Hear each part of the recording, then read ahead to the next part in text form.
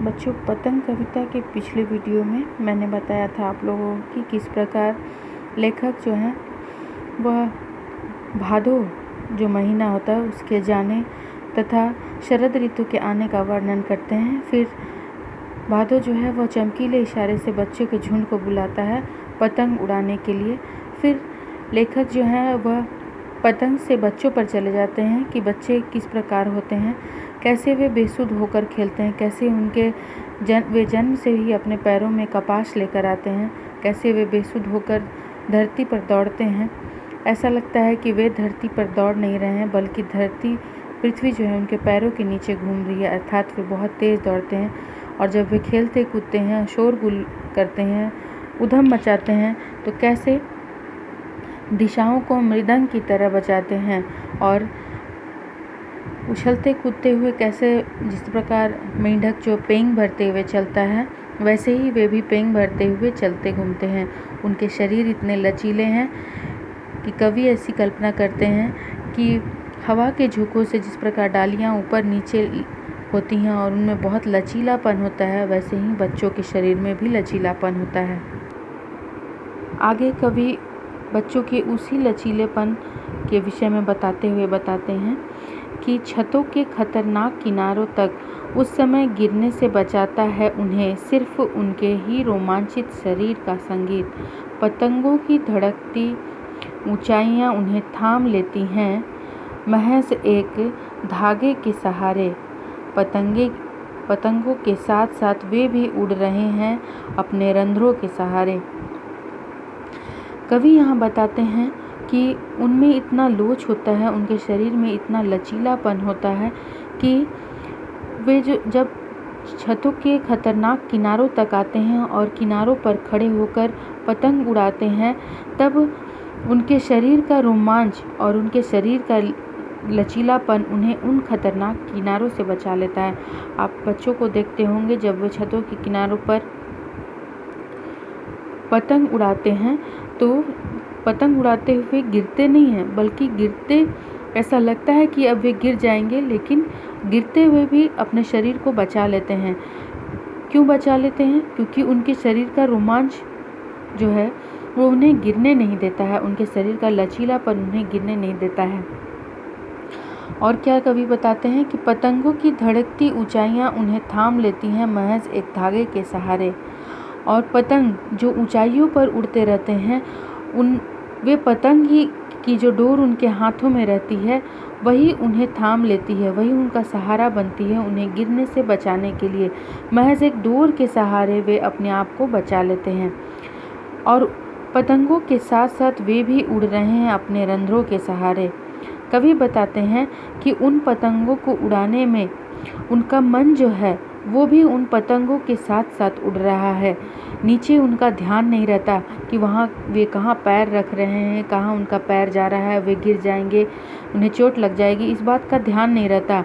उनका पूरा मन, पूरा ध्यान जो है वह पतंग की ओर रहता है। इसीलिए कवि यहाँ कह रहा है कि वे पतंग उड़ाते तो हैं, लेकिन उनके शरीर का जो भी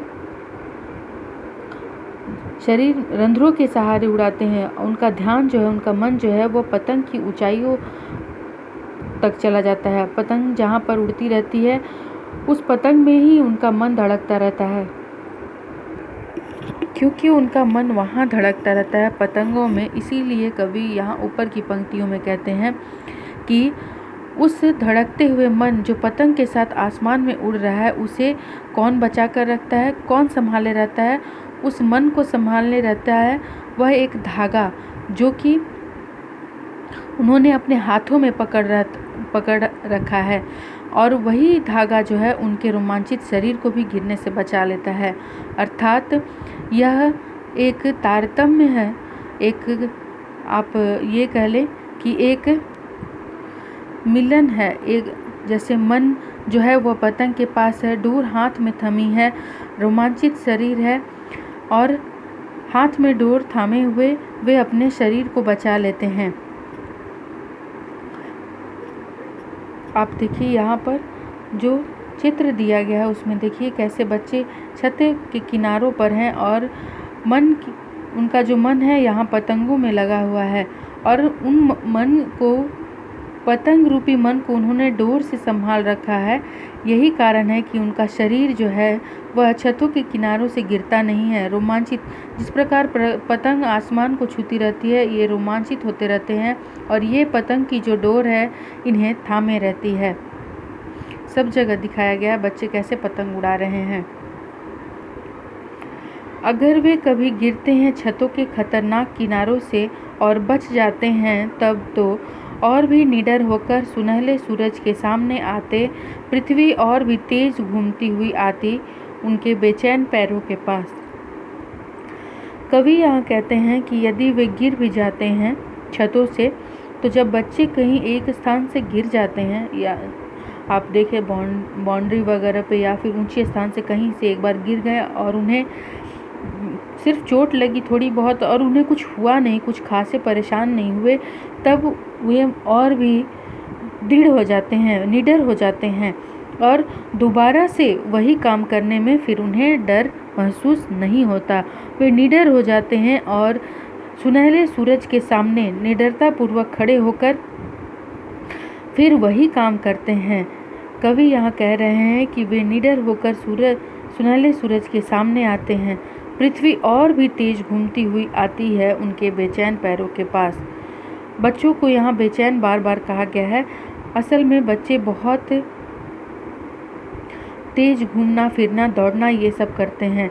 लेखक ये कल्पना कर रहे हैं कि जिस प्रकार सूरज हर रोज़ अपने किरणों को लेकर निकलता है और उसकी रोशनी को कोई रोक नहीं पाता, ऐसे ही बच्चे भी निडर होकर एक बार गिरते हैं, फिर संभल कर और निडर होकर वे बाहर आते हैं खेलने कूदने को।